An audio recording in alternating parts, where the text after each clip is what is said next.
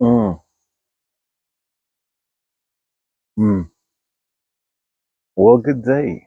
Welcome back to the channel. This is Kalan, the painting piper.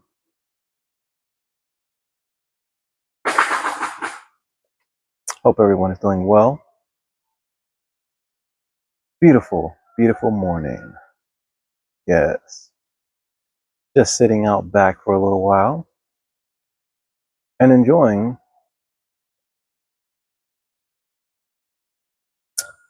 a bit of the Oriental Flake that I put together, that I made mention of in my last video.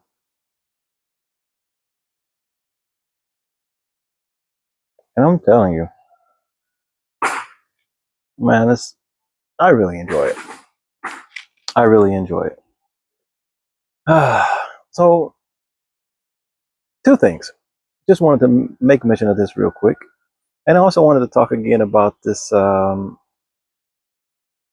pipe, this rosewood pipe. So let's get into the pipe first. I have a couple of pipes that are made from rosewood. I have some pearwood pipes and of course briar. I have never had the opportunity of owning an olive wood pipe or even smoking out of an olive wood pipe. Um, so I don't know about that one. I just know about what I've heard and what I've read, and that's it. I don't even know anyone personally, in my everyday real life that owns an olive wood pipe. Interesting. But I've had other pipes, cherry wood pipes. I've had pear wood pipes, um, uh, some other ones as well. It's escaping me at the moment. A couple of them, I remember back in the day, a couple of the elders, I mean, they just go out there in the woods and come back with whatever they found and could make pipes out of anything. Um, Now, of course, as time goes on, we come to learn some woods have toxic properties and things of that nature. Um, so yeah, I know that everything isn't. You might be able to make a pipe that could truly be just a item that you put up to look at and not really smoke because of the hazards and the things like that that could be involved in it. Um, However, man, people didn't care anything about that. People didn't even know. I think that's probably the best way to put it. People just did not know the science behind all this stuff. Like during the medieval times, nobody knew that the acidity from the tomatoes that were being used with those pewter dishes was bringing up the toxicity that was killing people. I mean, nobody knew that. So yeah, and even with art, a lot of the mediums that they used centuries ago um, most definitely contributed to why so many of them were very young when they died. They were breathing in extremely toxic materials, using pure lead, and all of these things. Um, yeah, very few of them lived to be what we considered old age. All of them, male and female alike, died relatively young. They were just exposed to a lot, and that's across all genres of the workforce or artistry or whatever. Yeah, but then again, the people who came before us were much greater than we are, and that's a fact. That's not crazy fiction. That's definitely a fact. Even with our technology, there are things that we still cannot do that they did thousands of years ago. It's hard to believe that. It's really hard to believe that. There are buildings, there are creations, there are whole villages carved inside of mountains and out of mountains that even with all of this greatness that we have today, people still can't really figure it out. Can't even replicate that. That says a lot.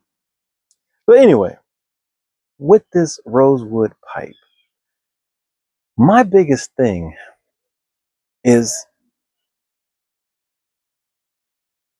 there's two things about this pipe.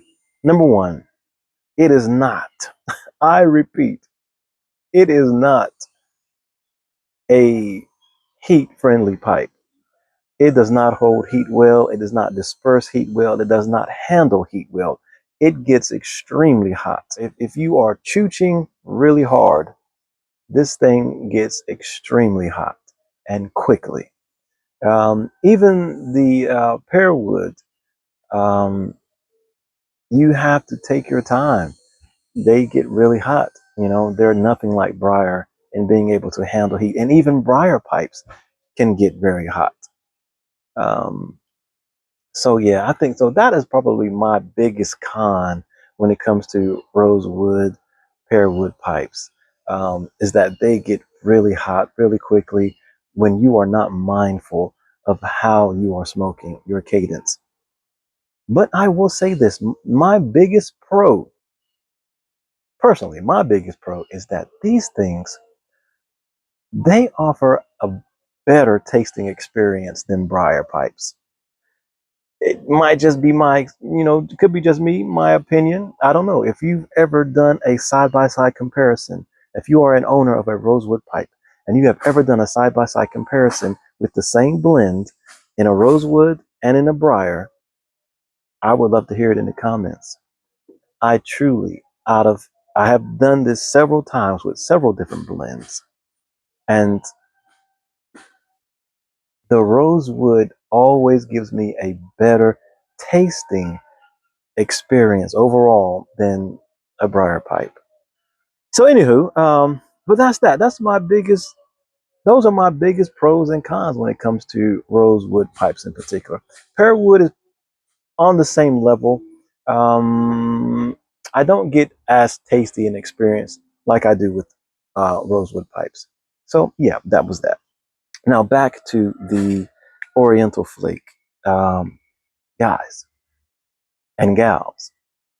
This stuff is just great. I mean, I don't know what to say. I'm not trying to blow my own head up. I'm not trying to, or whatever, but it came, this is really good. Again, it's made up of Basma, Izmir Samsun, with a little bit of bright and red Virginia in it, with a rum and maple casing. Um, it just, darn, it just goes really good.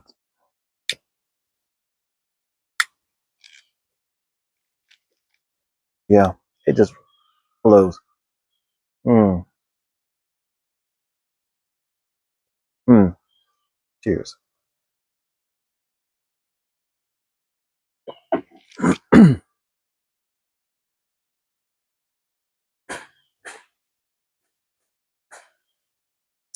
The rum and maple is, I mean, virtually non-existent as far as flavors and flavor, as far as like an additional flavoring or added flavoring. It was just used as a casing. And the way that I use it in the casing is that I take the leaf components. It was taken from whole leaf. It was cut off. It was cut from a whole leaf. And in the in the mixing of the blend, I just use a simple syrup, which I make um, from maple, distilled water, and a little bit of rum, and you get it together, mix it up really well, strain it if need be, and after it's cooled down, you can just use it to do a little misting of the tobacco as you mix it together, light misting, and that's just the very basics about casing. You're just really wanting to get the that casing onto the tobacco so that it gets into the leaf and that it helps in the pressing process. You can do it just as is and just use it straight with the blend.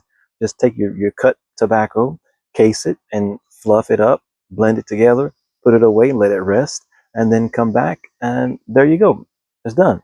But in the pressing process, especially if you're not using whole leaf, you're using cut tobacco, you definitely need a casing. You definitely need that to come You definitely need it to be able to help the leaf blend and mesh together in the process, in the casing, in the pressing process.